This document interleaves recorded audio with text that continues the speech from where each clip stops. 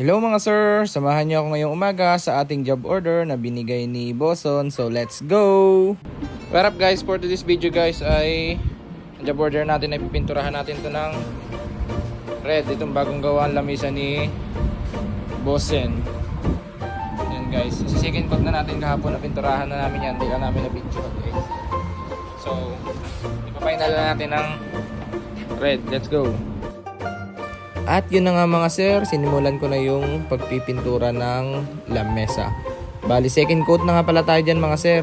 Ang naging diskarte ko dyan ay binaligtad ko muna yung lamesa. Inuna ko yung sa pinaka ilalim nung lamesa or bottom. Kasi para mamaya hindi na tayo mahirapan magpintura dyan sa ilalim, ihaangat na lang na siya natin at para mas mabilis tayong makapagpintura ng maayos at maganda. So syempre, chinek ko din maigi yung mga sulok-sulok. Baka may naiwan akong hindi na pinturahan. Kung tawagin dito ay is holiday.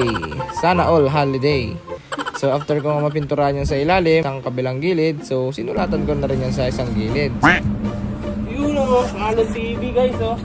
So after ko nga masulatan ng Kaalon TV guys, syempre pinulpot ko na yan.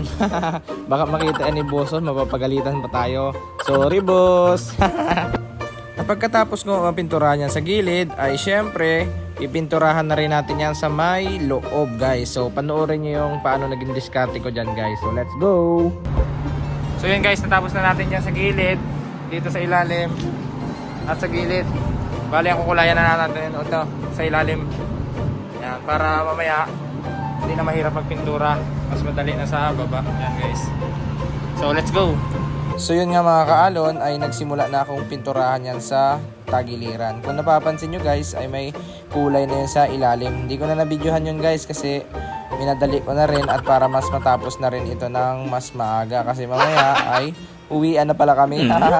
Hindi pa pala mamaya, bukas pa pala guys. So ayun na nga guys, mas madaling posisyon yung ginawa ko na yan. So hanggang dito na lang.